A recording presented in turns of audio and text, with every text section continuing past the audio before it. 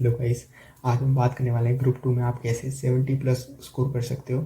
और मैंने खुद किए हैं भाई। तो मैं मतलब सब में नहीं किए, लेकिन सब में मेरे 60 70 75 ऐसे ही रहे थे।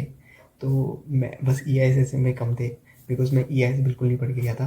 तो चलो ये सब छोड़ते हैं, अब बाकी की वीडियो स्टार्ट करते हैं। मैं पहले भी बना चुका हूँ ग्रुप टू पर, लेकिन मैंने नई वीडियो इसलिए बनाई है बिकॉज सब्जेक्ट्स का रेशियो चेंज, मतलब सब्जेक्ट्स चेंज हो गए हैं। जो ग्रुप वन के ग्रुप टू में ऐसे आ गए हैं, तो मैंने सोचा एक नई वीडियो होनी चाहिए which caters to the current scenario. उसके हिसाब से स्ट्रैटेजी बननी चाहिए। तो पहले आपका कॉस्टिंग। कॉस्टिंग अब ये कॉस्टिंग ना बहुत स्कोरिंग सब्जेक्ट है, मतलब बहुत आसान है। पहली चीज़ तो एक टेबल होती है, वो I just forgot, cost of production, cost of goods sold. वो टेबल याद कर, मतलब बहुत बेसिक है और बहुत नॉलेज वाला है। आप स्टार्टिंग से कॉन्सेप्चुअल क्लैरिटी अपनी लेते हुए चलो। ऐसा नहीं हो कि चीज़ें आपको वो हो जाए, बिकॉज इसके अंदर क्या है, एक ही कॉन्सेप्ट होता है जो कई चैप्टर्स में लगता है, जैसे ओवरहेड्स का कॉन्सेप्ट। तो ये सारे कॉन्सेप्ट आपके बहुत क्लियर होने चाहिए और बहुत कॉमन सेंस का यूज़ करना पड़ता है। बिकॉज इसके अंदर क्या होता है, कभी कभी पेपर काफ़ी टफ आता है, जैसे जो मैंने दिया था मे 23 का पेपर, वो आप देखोगे काफ़ी ज़्यादा ट्रिकी था। लेकिन मेरे को कॉन्सेप्चुअल क्लैरिटी थी, तो मेरे अच्छे स्कोर हो गए, मेरे 67 आ गए। जिसके अंदर मैं 20 मार्क का छोड़ के आया था, मैं 80 का ही अटेम्प्ट करके आया था, तब भी मेरे 67 आ गए, क्योंकि मेरे को कॉन्सेप्चुअल क्लैरिटी थी और मुझे अंडरस्टैंडिंग थी। आप स्टेप वाइज मार्किंग होती है, तो आप स्टेप वाइज करते जाओ चीज़ों को, जैसे जैसे दिया है वैसे वैसे करते जाओ। और ये इसलिए मैं कह रहा हूँ बहुत स्कोरिंग सब्जेक्ट है। अगर आपकी क्लैरिटी बहुत अच्छी है और टीचर्स ने आपको अच्छे से समझाया है, तो इस पर बहुत अच्छा फोकस होना चाहिए आपका। अब आते हैं ऑडिट पे। ऑडिट, अब ये आपकी जान खाएगा ऑडिट, बिकॉज क्या है ना, जैसे मैंने कहा था लॉ में परेशान नहीं करते, लेकिन ऑडिट में कभी ऊपर नीचे हो जाता है। लेकिन ऑडिट में मैं यही कहूँगा यार, बहुत रटने का है।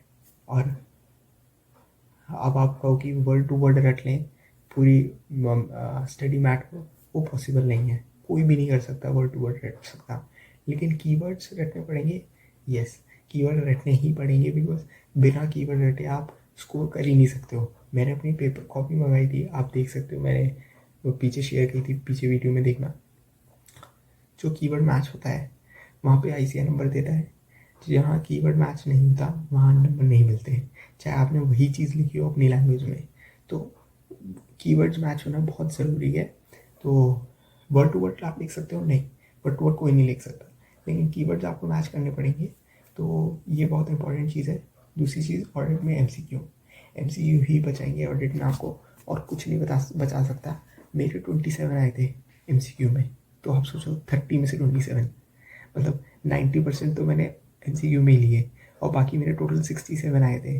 तो बाकी आप सोचो मेरे उसमें कितने कम आए थे, लाइक परसेंटेज वाइज।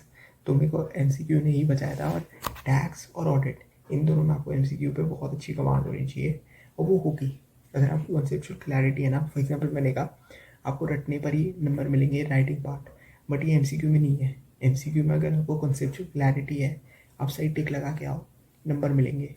कुछ करना ही नहीं, नथिंग डूइंग, कुछ है ही नहीं जजमेंट एरर। तो आपको एम सी यू जज कर लेंगे कि कितनी आपकी कॉन्सेप्चुअल क्लैरिटी है। तो लास्ट है एफ एम एस एम। अब ये एफ एम एस एम ना सबसे ज़्यादा स्कोरिंग है, मतलब कॉस्टिंग से भी ज़्यादा स्कोरिंग। लेकिन इसके अंदर बात क्या है, ऐसे में पतली सी बुक, 12th क्लास की बिजनेस स्टडीज़, और उससे भी आसान है। तो 12th क्लास की बिजनेस स्टडीज़ से भी आसान है। तो आप इसको अच्छे से याद करना पड़ेगा भाई। थ्योरेटिकल मतलब याद करना पड़ेगा, और कुछ नहीं होता। और इसके अंदर वही है, कीवर्ड्स याद होने चाहिए। तो और लेकिन जो एफ एम है वो बहुत आसान है। अब आपको 12th क्लास का जो वो हमारे अकाउंट्स में था ना, रेशियोज और वो सब चैप्टर, मैं नहीं कह रहा वो सेम टू सेम है, बट अगर आपको उस पर अच्छी कमांड थी तो आप इधर भी अच्छी कमांड कर लोगे, बिकॉज वही सब है। Earning after earning available to equity share holders, EPS, ये सब बहुत बेसिक कॉन्सेप्ट्स हैं और बहुत बेसिक है। वो रेशियोज वो सब काम आते हैं इधर। तो जिनकी अच्छी उधर कमांड थी, उनकी डेफिनेटली कमांड इधर भी अच्छी होगी। और ये काफ़ी बेसिक रहता है और काफ़ी आसान रहता है। और सबसे अच्छी बात पता है क्या होती है इनमें, अगर आपको क्लैरिटी है ना, तो आप कोई सा भी क्वेश्चन निकाल दोगे।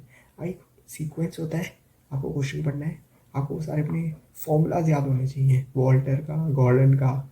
उस फॉर्मूला में आपको चीज़ ढूंढनी है और उसके अंदर डालना है, वैल्यू आ गई, इतना आसान। और बाकी MCQ मैं इसमें भी कहूँगा, MCQ सब में जहाँ भी आपको MCQ की वो मिल रही है अपॉर्चुनिटी, उसको ग्रैब करो, वही आपको पास कराएगी और 70 प्लस दिलवाएगी। So that's it guys.